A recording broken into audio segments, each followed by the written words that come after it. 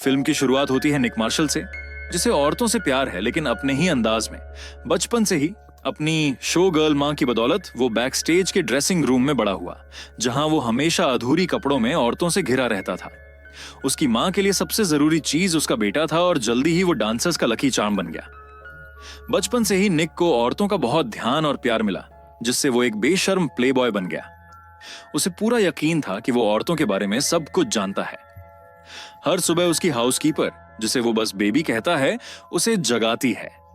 वो गंदे कपड़े, आधे भरे हुए व्हिस्की के गिलास, बचे हुए स्नैक्स और महिलाओं के कपड़े उठाकर उन्हें एक साथ वॉशिंग मशीन में डाल देती है। निक कभी भी सुबह 10 बजे से पहले ऑफिस नहीं जाता। वो एक एडवर्टाइजिंग एग्जीक्यूटिव है और उसमें सबसे बेहतरीन लोगों में से एक है। आज उसका बड़ा दिन है। माफ करना, तुम्हारे हाथ पहले ही भरे हुए हैं। रुको रुको, ओह सॉरी, मैं दरवाजा खोल देता हूं। निक का साथी मॉर्गन और उसकी वफादार सचिव पहले से ही उसे बधाई दे रही हैं, क्योंकि उन्हें यकीन है कि आज उसे उसकी मेहनत का इनाम, प्रमोशन मिलने वाला है। निक पूरे जोश के साथ अपने बॉस डैन वनामेकर के ऑफिस में घुसता है, लेकिन जश्न मनाने की बजाय उसे एक झटका लगता है। डैन उसे बताता है कि अब महिलाएं मार्केट में छाई हुई हैं और इस वजह से वो पद जो निक को मिलना चाहिए था, अब एक महिला को दिया जाएगा। हाल ही में एडवर्टाइजिंग एक्सपर्ट डार्सी मैगवायर ने अपनी पुरानी नौकरी छोड़ दी, जिससे वो इस पद के लिए परफेक्ट कैंडिडेट बन गई। निक जाहिर है बहुत नाराज है, लेकिन उसके पास कुछ करने का कोई विकल्प नहीं है सिवाय इसके कि वो सही मौका देखकर डार्सी से बेहतर साबित हो और उसकी जगह ले ले। इस बुरी खबर के बाद निक अपनी पूर्व पत्नी के शादी समारोह में जाता है। वहां उसे एक और चौंकाने वाली खबर मिलती है। जब उसकी एक्स वाइफ और उसका नया पति हनीमून पर चले जाते हैं, निक की 16 साल की बेटी एलेक्स अब कुछ समय तक उसके साथ रहने वाली है। उनके रिश्ते में पहले से ही दूरियां हैं और दोनों ही इस नए बदलाव से ज्यादा खुश नहीं हैं। जब निक ऑफिस लौटता है तो डैन पूरी टीम को उनके नए बॉस डार्सी मैगवायर से मिलवा आता है। डार्सी बिना वक्त गवाए काम संभाल लेती है और हर किसी को महिलाओं के प्रोडक्ट से भरे डिब्बे बांट देती है। नेल पॉलिश से लेकर स्टॉकिंग्स तक हर कर्मचारी को इनमें से किसी एक या सभी प्रोडक्ट्स के लिए मार्केटिंग प्लान बनाकर अगले दिन तक देना होगा। निक, जो अब तक खुद को औरतों का एक्सपर्ट समझता था, जल्द ही महसूस करने वाला है कि शायद उसे महिलाओं के बारे में कुछ भी नहीं पता। घर पर नेक वाइन पीते हुए तेज संगीत बजाता है और महिलाओं के प्रोडक्ट्स को समझने की कोशिश करता है, लेकिन सब कुछ गड़बड़ हो जाता है। हताश होकर वो अपनी बेटी एलेक्स की चीजों को टटोलने लगता है। निक अपनी बेटी एलेक्स का बैग टटोलता है और उसमें एक सीडी पाता है जिसमें टीनेज लड़कियों के पॉप गाने भरे होते हैं। ज्यादा शराब पीने के बाद वो पूरी तरह से एक्सपेरिमेंट में डूब जाता है। वो अपनी नाक पर क्लींजिंग स्ट्रिप चिपका लेता है, मूस को अपने बालों में लगाता है, मस्कारा और नेल पॉलिश अप्लाई करता है और जब वो पहले से ही बहुत आगे बढ़ चुका होता है तो अपने पैर वैक्स करने का फैसला करता है।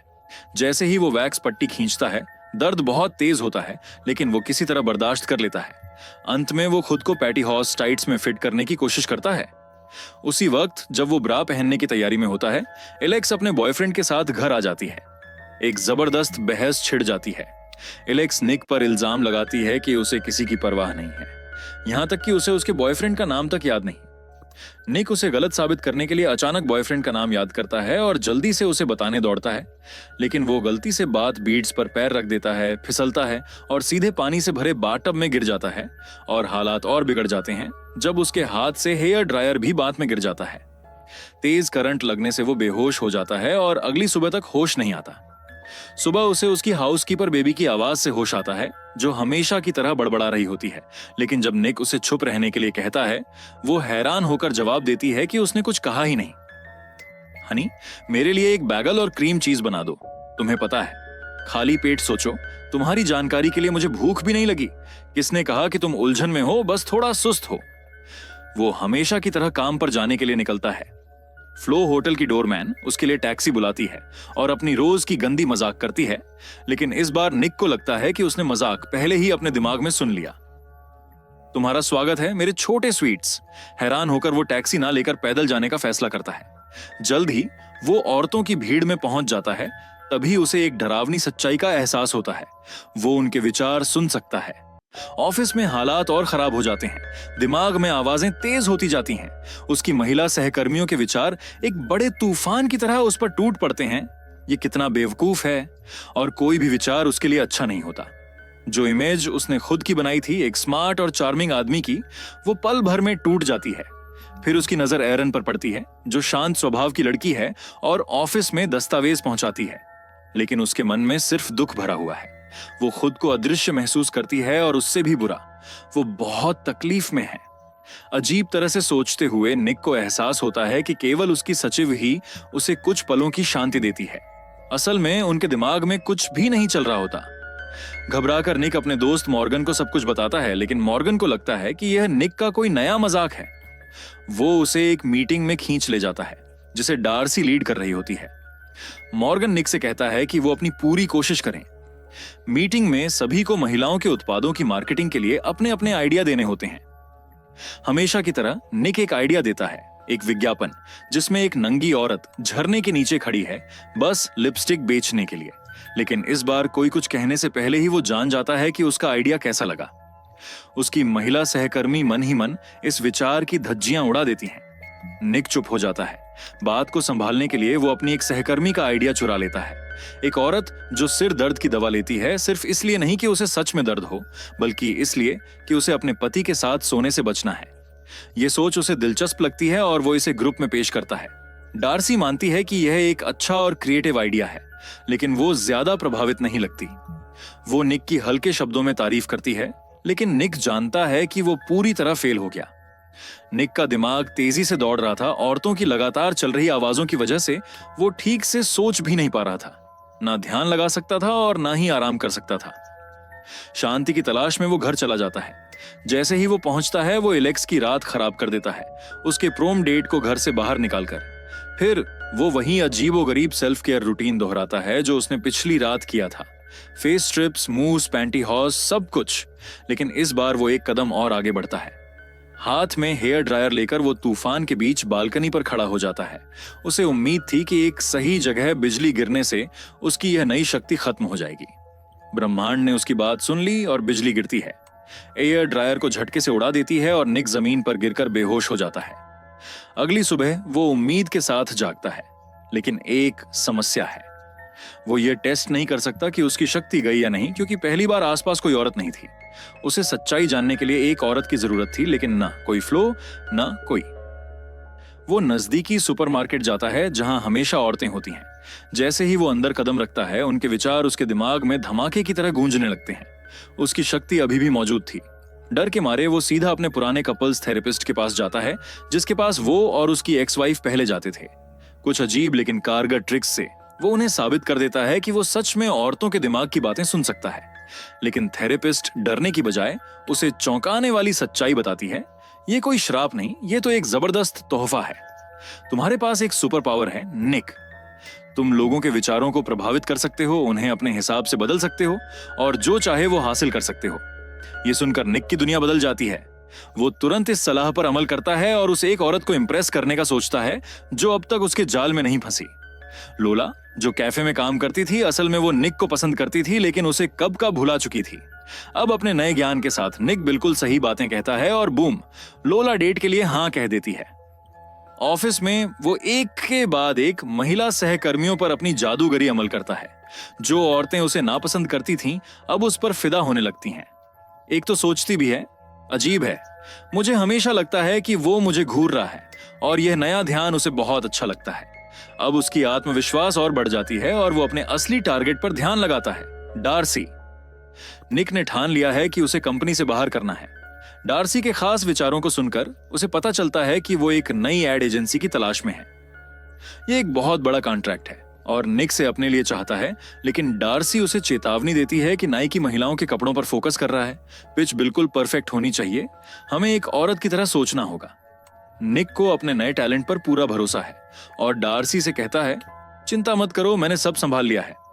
जब वे आइडिया पर काम कर रहे होते हैं, निक उसकी सोच को पहले ही पढ़ लेता है और बोल देता है। डार्सी बहुत प्रभावित होती है। घर पर एलेक्स और उसकी सहेलियां निक को घर पर देखकर ज्यादा खुश नहीं थीं, लेकिन निक जल्दी ही माहौल बदल देता है। वो एलेक्स से वादा करता है कि उसे प्रोम के लिए परफेक्ट ड्रेस खरीदने ले जाएगा। शाम को वो लोला से डेट पर मिलता है और सब कुछ बिल्कुल सही चल रहा होता है जब तक वे उसके घर नहीं पहुंचते। समस्या ये है कि निक उसके हर एक विचार को सुन सकता है, चाहे लोला कितनी भी खूबसूरत क्यों ना हो। ध्यान लगाना नामुमकिन हो जाता है जब उसका दिमाग तेजी से दौड़ रहा हो। लेकिन निक आसानी से हार मानने वालों में से नहीं था। वो खुद को ढाल लेता है, उसकी हर सोच को ध्यान से सुनता है और बिल्कुल वैसा ही करता है जैसा लोला चाहती है। नतीजा जबरदस्त धमाका होता है। लोला पूरी तरह चौंक जाती है, बिल्कुल संतुष्ट, और पहली बार निक को समझ आता है कि किसी औरत को सच में खुश करने का एहसास कैसा होता है। अब नाइकी का कॉन्ट्रैक्ट पाने के लिए निक हर जगह अपनी शक्ति का इस्तेमाल करता है। वो अपने तरीके बेहतर करता है और महिलाओं की गहरी इच्छाओं को समझने की कला सीखता है। जो सहकर्मी कभी उसे इग्नोर करते थे अब पूरी तरह मोहित हो जाते हैं। लेकिन फिर कुछ अनपेक्षित होता है। डार्सी के साथ काम करते करते निक उसकी इज्जत करने लगता है। डार्सी तेज, क्रिएटिव और अपने काम में बेहद अच्छी थी। पहले जहां निक बस उसके आइडिया चुराता था, अब वो उन्हें सराहता और उनके आधार पर नए आइडिया जोड़ने लगा। अब वे एक असली टीम की तरह काम कर रहे थे। उनकी साझेदारी से कंपनी के अब तक के सबसे बेहतरीन आइडिया सामने आए और डार्सी भी अब निक को एक नए नजरिए से देखने लगी। नया रिश्ता काम के बाद निक और डार्सी ज्यादा समय साथ बिताने लगे। उनकी बातें बिना किसी रुकावट के चलती रहती। निक की एलेक्स के साथ बॉन्डिंग भी बेहतर हो रही थी। अब वो सच में एक जिम्मेदार पिता बनने की कोशिश कर रहा था। उसने एलेक्स को प्रोम ड्रेस खरीदने के लिए ले जाने का अपना वादा पूरा किया। निक की सबसे बड़ी चिंता तब सामने आई जब उसने एलेक्स का एक ऐसा ख्याल सुना जिसने उसे हिलाकर रख दिया। एलेक्स ने कहा, प्रोम के बाद मैं अपने बॉयफ्रेंड के साथ सोने वाली हूं। निक का दिल धक से रह गया। वो तुरंत एक अच्छे पिता की तरह उससे खुलकर बात करना चाहता था, लेकिन एलेक्स ने उसे झिड़कते हुए कहा, तुम अच्छे पिता बनने की कोशिश मत करो। निक को यह सुनकर बहुत बुरा लगा। डार्सी से निकटता बढ़ने के बाद वो गुस्से में टीवी के सामने बैठकर मूड खराब कर रहा था। तभी डार्सी का फोन आया। इंपल्स में निक ने उसे ड्रिंक्स के लिए बुला लिया। ड्रिंक्स के दौरान डार्सी ने पहली बार अपने तलाक के बारे में खुलकर बात की। वो बताती है कि यही वजह थी कि उसने अपनी पुरानी नौकरी छोड़ी थी। उसका एक्स हस्बैंड उसी ऑफिस में था और ब्रेकअप के बाद वहां काम करना असहनीय हो गया था। शाम एक अच्छे नोट पर खत्म हुई और एक हल्की सी झिंझक के बाद उन्होंने एक दूसरे को किस किया। डार्सी निक को अपने घर बुलाना चाहती थी, लेकिन उसने अनजाने में उसे बीच में ही रोक दिया। जब निक घर पहुंचा तो उसे एक अनचाहा सरप्राइज मिला। लोला पिछले 6 दिनों से बेचैन थी। निक के कॉल का इंतजार कर रही थी, लेकिन वो कभी आया ही नहीं। लोला का मन उलझा हुआ था और उसने सोचा कि निक शायद गे होगा। वो निक के साथ अपनी बातचीत के तरीके और उसकी सोच से यह निष्कर्ष पर पहुंची। वो चाहती थी कि निक इसे स्वीकार कर ले ताकि वो इस सोच से आगे बढ़ सके। निक ने इसे सच मानकर बिना किसी उलझन के कह दिया, हाँ मैं गे हूं। लोला खुश होकर संतुष्ट मन से वहां से चली जाती है। ऑफिस में निक फिर से एरन की सोच सुनता है। वो अब भी खुद को अदृश्य महसूस कर रही थी। जिज्ञासा में निक ने सचिवों से उसके बारे में पूछा। उसे पता चला कि एरन का सपना एक कॉपीराइटर बनने का था। उसने इस कंपनी में आवेदन भी किया था, लेकिन उसका रिजेक्ट कर दिया गया था और वो रिजेक्ट भी खुद निक के द्वारा था। निक अंदर तक हिल गया। आखिरकार नाइक प्रेजेंटेशन का दिन आ गया। डार्सी इस बात पर अड़ी रही कि प्रेजेंटेशन निक को ही देना चाहिए। निक ने समझाने की कोशिश की कि ज्यादातर आइडिया तो डार्सी के थे, लेकिन डार्सी ने यह ठान लिया कि निक को ही इसका नेतृत्व करना होगा। डार्सी को पूरा भरोसा था कि निक बेहतरीन प्रेजेंटेशन देगा और वाकई प्रेजेंटेशन शानदार रहा। नाइक की टीम बहुत खुश हुई। बड़ी सफलता मिली, लेकिन अपराध बोध से घिरा निक रात को भारी मन से अपने के पर गहरा पछतावा महसूस करने लगा।